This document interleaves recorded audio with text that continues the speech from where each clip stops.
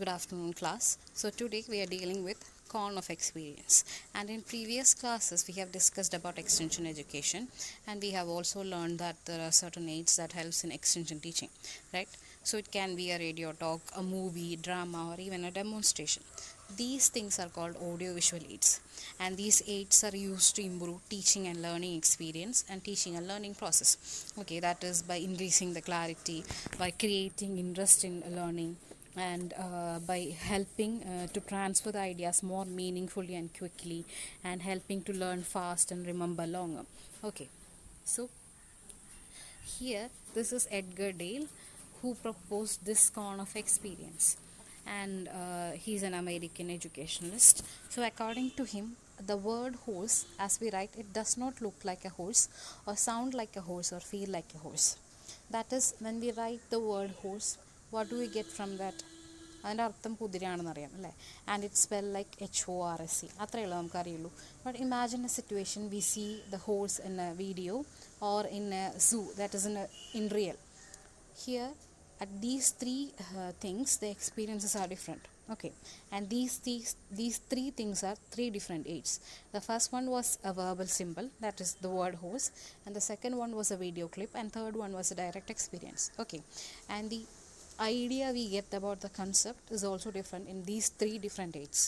So here in con of experience, so Edgar Dale arranged these audio visual aids in a manner how much we or the learner get the idea about that concept from that specific audio visual aid. Understand? So this is con of experience, and in this, the audio visual aids are arranged in a manner of a pyramid from bottom to top. Okay, and at the bottom portion it is direct purposeful experience, and the topmost it is verbal symbol. And here this explains the interrelationship of various type of audio visual aids, and as well as their individual position in the learning process.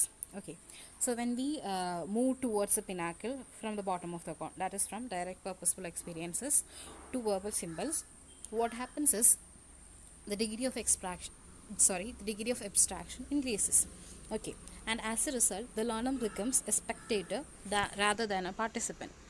So see at this category, that is direct purposeful experience, contrived experience, and dramatized experience. Learning is done by doing.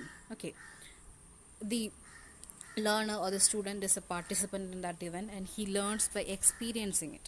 Understand? But at the topmost portion, that is in this category, verbal symbols and visual symbols, learning is through abstraction. Abstraction is the basic knowledge, and here the learner is a spectator. Spectator is someone who sees the event, so he learns by seeing and hearing, and the experiences are different also. So this is con of experience, and coming into detail, first one is direct purposeful experience. Just imagine about doing your practical works, so you are experiencing it in real, right? And it is most effective method in learning, and it represents which is real, or which is real to everyday life. Understand? And the examples are making a piece of furniture and cultivating any crop. And the second one was contrived experience. They are edited copies of reality, or just imagine of a model. Okay, it is used as a substitute of real things. At certain cases we won't be able to get the real things, like dinosaur, they are extincted, but what we have is a model, right? So that is contrived experience. And specimens, stimulations, games, these all things are called contrived experiences. Understand? So the third one is dramatized experience, and just imagine about enacting a play in your classrooms. Okay, so in that both participants and spectators are engaged, right? And it's a creative reaction and sharing of ideas. So examples are dramas, puppet shows, tableau, and role play. The next one is demonstration. Demonstration is a visualization of a process which might be difficult to understand only through verbal symbols. Understand? Okay, and it's just giving a proof or evidence of something which is which existed. And there are three types of demonstration: method demonstration, result demonstration, and composite demonstration. So method demonstration is just demonstrating the process step by step. The process is demonstrated, and the result demonstration is in which both old results and new old situations and new situations are demonstrated, and the viewer or the learner can easily understand the result from that. Okay, and the composite demonstration is another method is field trip. So you will be familiar about field trips, right? Here the learner acquires first hand and direct experience of the existing situation through observation. Okay, so here observation learning is done by observation, and the learner can only see and occasionally hear about the situation or thing. So the manipulative skill is not used in this case. Okay, and the next one is exhibits or exhibition. Exhibition is a systematic representation of the reality. There are only we can only see the things. There will be charts, models, etc., right?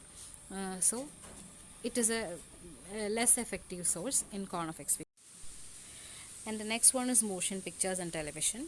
Motion picture is not popular as television. Television is very popular, right? And television is a medium of mass communication, and these reconstruct the reality of past so effectively that we are made to feel we are there, and they can be used in training programs, group meetings, campaigns, exhibitions, etc.